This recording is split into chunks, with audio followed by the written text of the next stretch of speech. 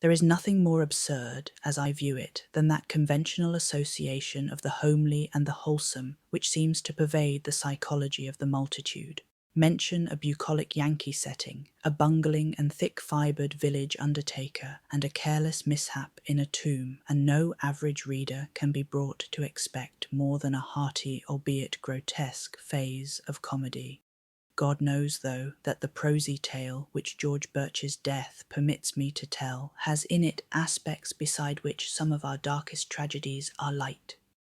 Birch acquired a limitation and changed his business in 1881, yet never discussed the case when he could avoid it.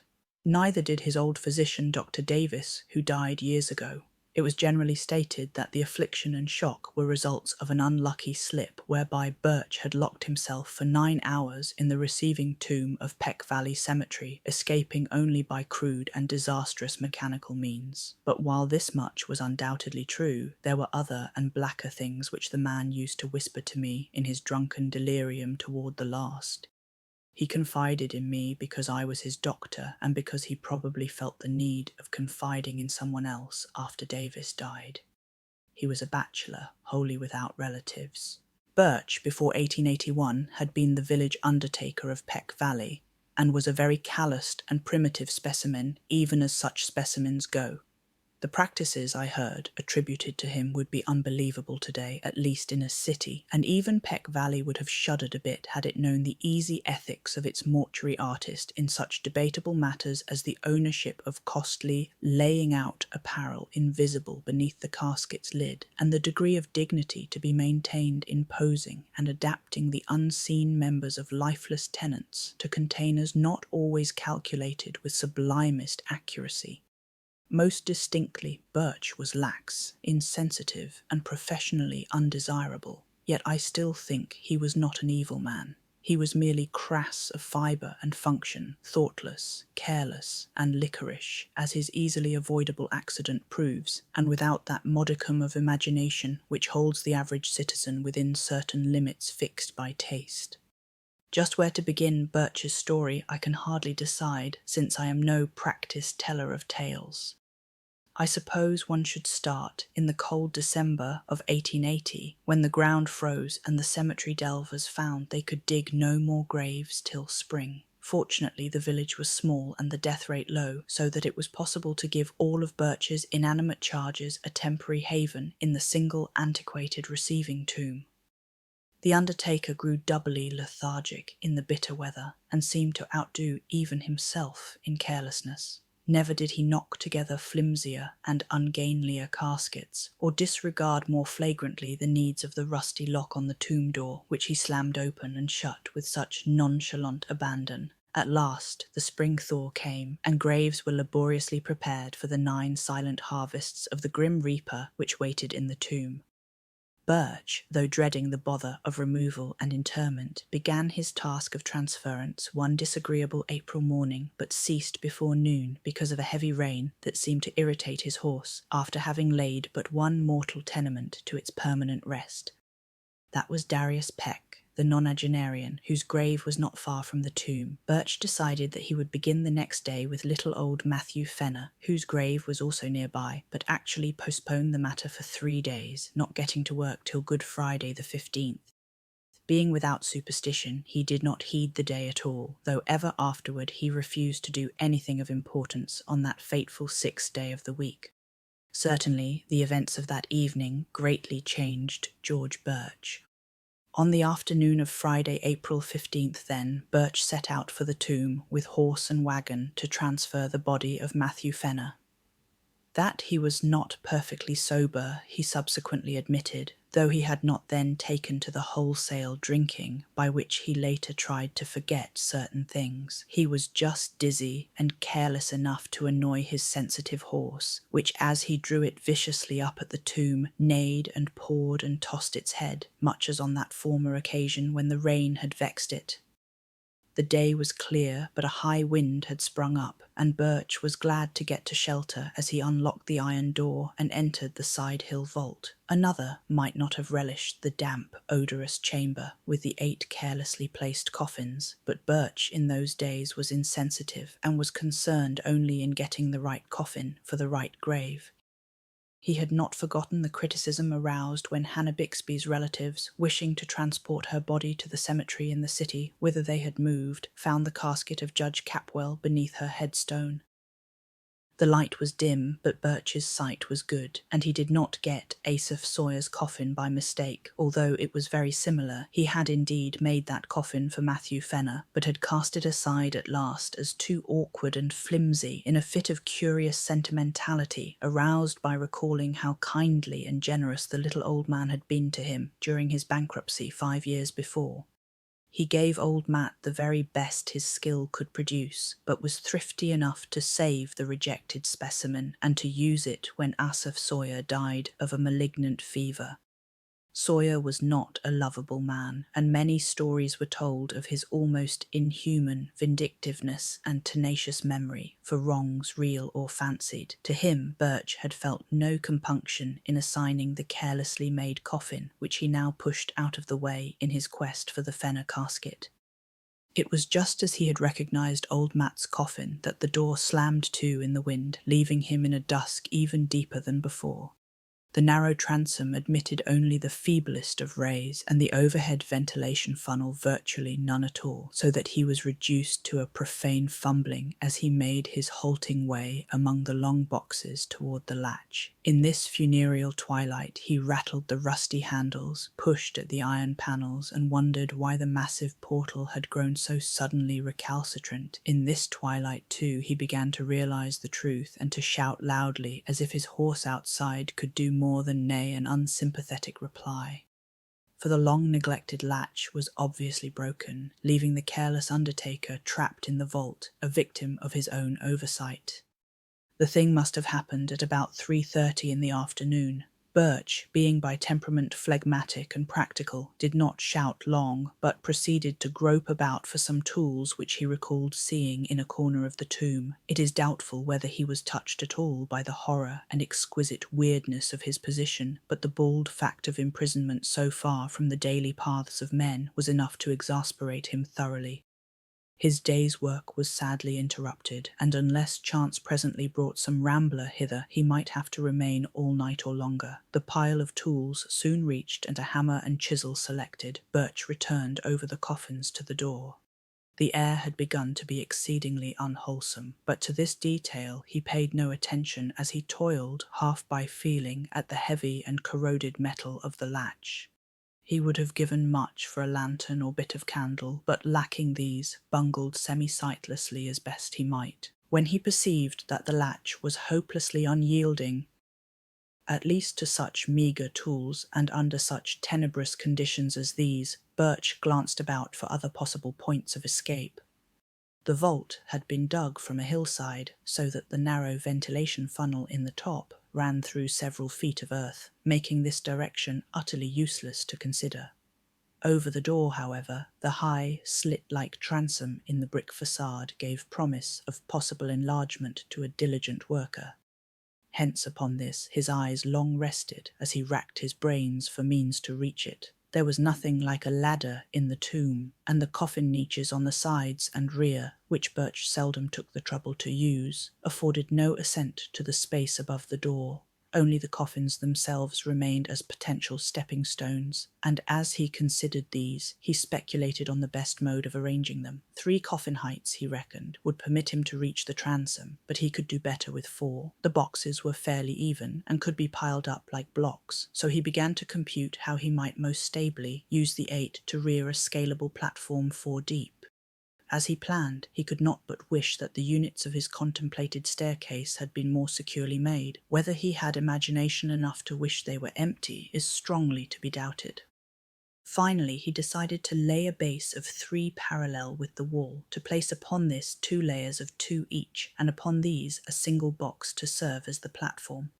This arrangement could be ascended with a minimum of awkwardness and would furnish the desired height. Better still, though, he would utilize only 2 boxes of the base to support the superstructure, leaving one free to be piled on top in case the actual feat of escape required an even greater altitude.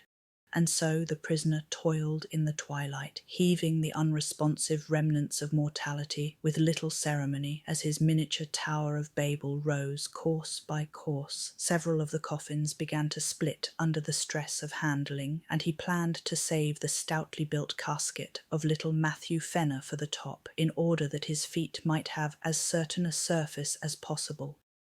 In the semi-gloom he trusted mostly to touch to select the right one, and indeed came upon it almost by accident, since it tumbled into his hands as if through some odd volition after he had unwittingly placed it beside another on the 3rd layer.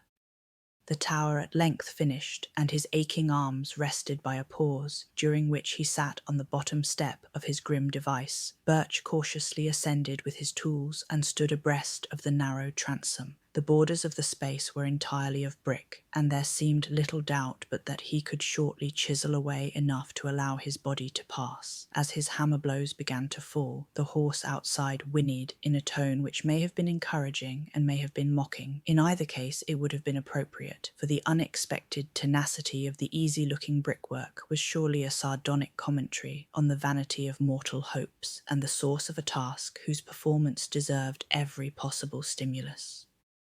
Dusk fell and found Birch still toiling. He worked largely by feeling now, since newly gathered clouds hid the moon, and though progress was still slow, he felt heartened at the extent of his encroachments on the top and bottom of the aperture. He could, he was sure, get out by midnight, though it is characteristic of him that this thought was untinged with eerie implications, undisturbed by oppressive reflections on the time, the place, and the company beneath his feet. He philosophically chipped away the stony brickwork, cursing when a fragment hit him in the face, and laughing when one struck the increasingly excited horse that pawed near the cypress tree. In time the hole grew so large that he ventured to try his body in it now and then, shifting about so that the coffins beneath him rocked and creaked. He would not, he found, have to pile another on his platform to make the proper height, for the whole was on exactly the right level to use as soon as its size might permit. It must have been midnight at least when Birch decided he could get through the transom. Tired and perspiring despite many rests, he descended to the floor and sat a while on the bottom box to gather strength for the final wriggle and leap to the ground outside. The hungry horse was neighing repeatedly and almost uncannily, and he vaguely wished it would stop. He was curiously unelated over his impending escape, and almost dreaded the exertion, for his form had the indolent stoutness of early middle age. As he remounted the splitting coffins, he felt his weight very poignantly, especially when, upon reaching the topmost one, he heard that aggravated crackle which bespeaks the wholesale rending of wood. He had, it seems, planned in vain when choosing the stoutest coffin for the platform, for no sooner was his full bulk again upon it than the rotting lid gave way, jouncing him 2 feet down on a surface which even he did not care to imagine. Maddened by the sound or by the stench which billowed forth even to the open air, the waiting horse gave a scream that was too frantic for a neigh and plunged madly off through the night, the wagon rattling crazily behind it. Birch, in his ghastly situation, was now too low for an easy scramble out of the enlarged transom, but gathered his energies for a determined try. Clutching the edges of the aperture, he sought to pull himself up, when he noticed a queer retardation in the form of an apparent drag on both his ankles. In another moment he knew fear for the first time that night, for struggle as he would, he could not shake clear of the unknown grasp which held his feet in relentless captivity. Horrible pains, as of savage wounds, shot through his calves, and in his mind was a vortex of fright mixed with an unquenchable materialism that suggested splinters, loose nails, or some other attribute of a breaking wooden box. Perhaps he screamed. At any rate, he kicked and squirmed frantically and automatically, whilst his consciousness was almost eclipsed in a half-swoon. Instinct guided him in his wriggle through the transom, and in the crawl which followed his jarring thud on the damp ground. He could not walk, it appeared, and the emerging moon must have witnessed a horrible sight as he dragged his bleeding ankles toward the cemetery lodge, his fingers clawing the black mould in brainless haste, and his body responding with that maddening slowness from which one suffers when chased by the phantoms of nightmare. There was evidently, however, no pursuer, for he was alone and alive when Armington, the lodge-keeper, answered his feeble clawing at the door. Armington helped Birch to the outside of a spare bed and sent his little son, Edwin, for Dr. Davis. The afflicted man was fully conscious, but would say nothing of any consequence, merely muttering such things as, "Oh, my ankles, let go," or "shut in the tomb." Then the doctor came with his medicine case and asked crisp questions and removed the patient's outer clothing, shoes, and socks. The wounds, for both ankles, were frightfully lacerated about the Achilles tendons, seemed to puzzle the old physician greatly, and finally almost to frighten him. His questioning grew more than medically tense, and his hands shook as he dressed the mangled members, binding them as if he wished to get the wounds out of sight as quickly as possible. For an impersonal doctor, Davis's ominous and awestruck cross-examination became very strange indeed, as he sought to drain from the weakened undertaker every least detail of his horrible experience. He was oddly anxious to know if Birch was sure, absolutely sure, of the identity of that top coffin of the pile, how he had chosen it, how he had been certain of it as the Fenner coffin in the dusk, and how he had distinguished it from the inferior duplicate coffin of vicious Asaph Sawyer. Would the firm Fenner casket have caved in so readily? Davis, an old-time village practitioner, had of course seen both at the respective funerals, as indeed he had attended both Fenner and Sawyer in their last illnesses. He had even wondered, at Sawyer's funeral, how the vindictive farmer had managed to lie straight in a box so closely akin to that of the diminutive Fenner. After a full 2 hours, Dr. Davis left, urging Birch to insist at all times that his wounds were caused entirely by loose nails and splintering wood. What else, he added, could ever in any case be proved or believed? But it would be well to say as little as could be said, and to let no other doctor treat the wounds. Birch heeded this advice all the rest of his life, till he told me his story, and when I saw the scars, ancient and whitened as they then were, I agreed that he was wise in so doing. He always remained lame, for the great tendons had been severed, but I think the greatest lameness was in his soul. His thinking processes, once so phlegmatic and logical, had become ineffaceably scarred, and it was pitiful to note his response to certain chance allusions, such as Friday, tomb, coffin, and words of less obvious concatenation. His frightened horse had gone home, but his frightened wits never quite did that. He changed his business, but something always preyed upon him. It may have been just fear, and it may have been fear mixed with a queer, belated sort of remorse for bygone crudities. His drinking, of course, only aggravated what it was meant to alleviate.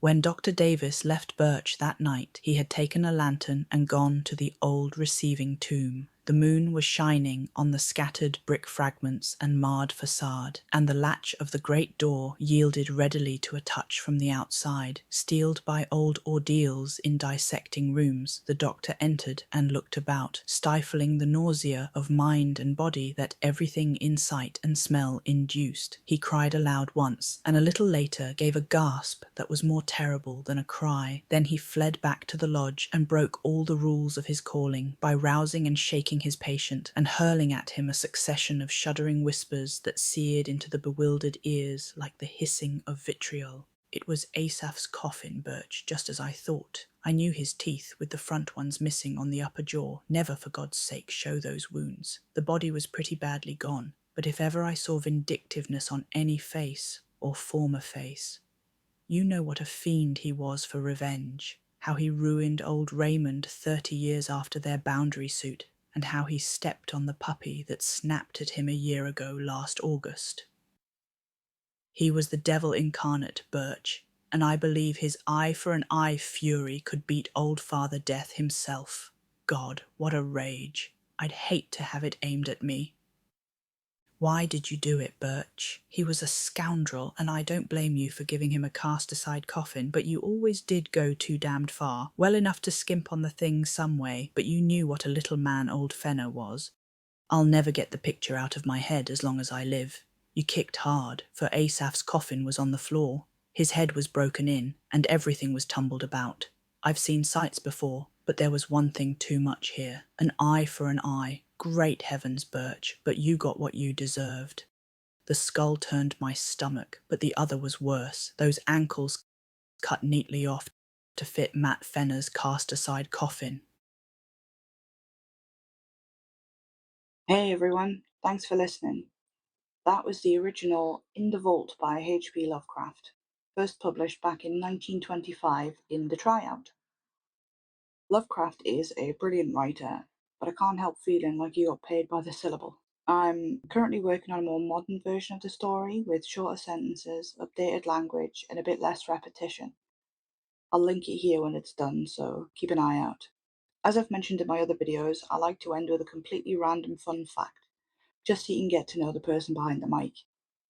Why?